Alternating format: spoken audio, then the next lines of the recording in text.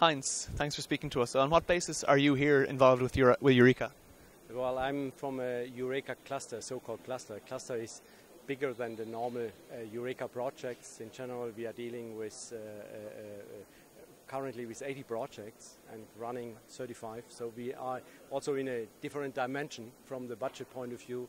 We have a budget currently used of 500 million euro, and until the end we will have probably even kind of $1 billion.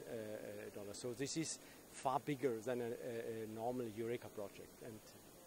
And these clusters primarily pertain to telecommunications, technology and innovation?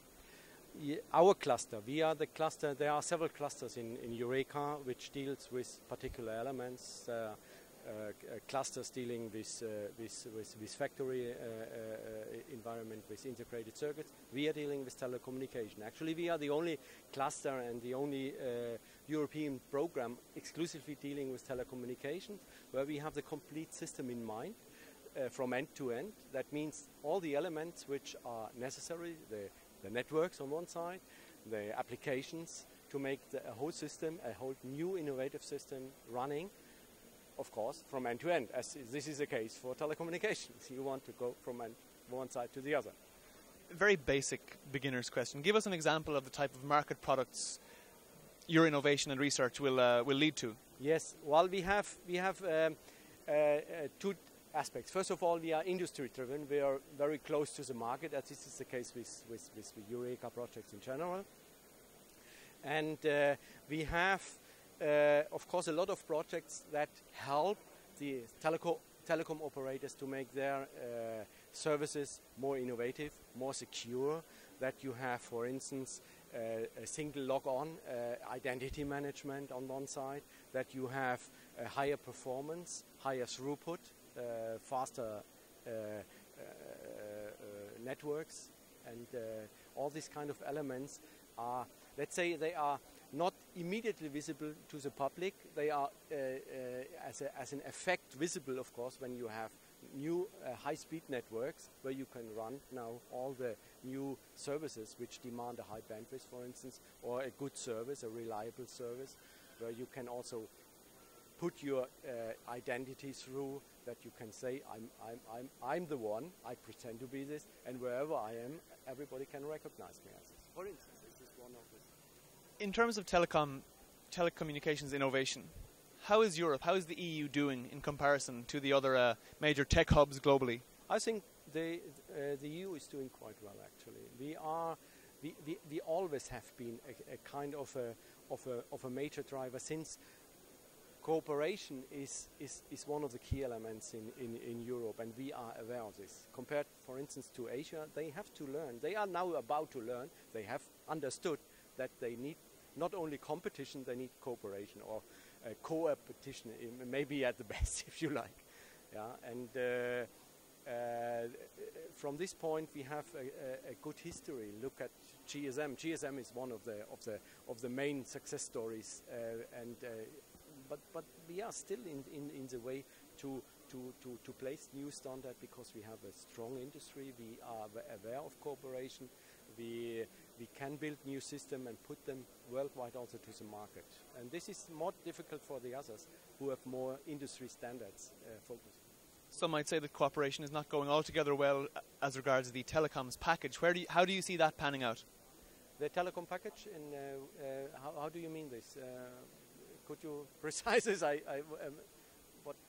I'm not our telecoms correspondent, but I understand that the EU telecoms agreement is not fully in place yet, or has led to some misunderstandings. Okay. You are more from the legal point of view on telecom. Well, we are not dealing so much with these legal issues. We are technicians. We are looking at the standards, how systems work together, and the legal aspect is not really so much our domain. Okay, well, let's bring it back to innovation then. This is the European Year of Innovation and Research and Creativity, excuse me.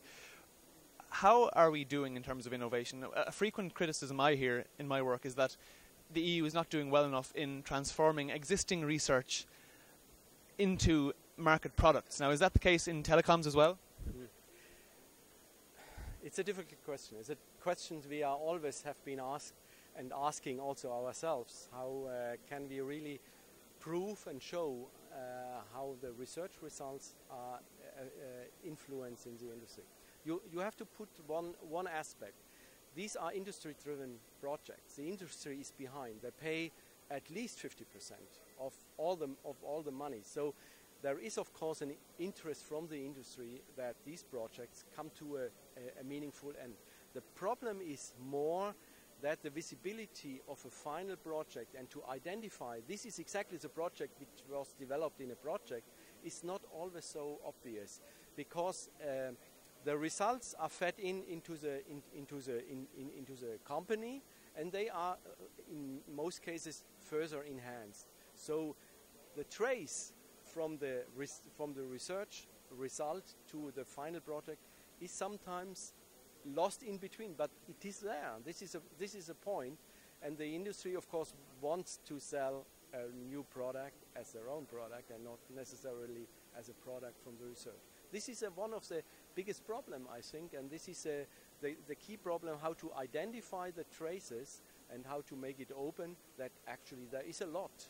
I think there is far more than is obvious. For instance, if you see on these small projects, they are sometimes quite obvious. You can immediately trace a product. But in these where big companies are involved, you find only the elements. We know from the companies that a lot of the results are used, and they are quite happy with the success. So I would think it's a matter of how to investigate the fact of how the results are really brought into new products. This is a key problem.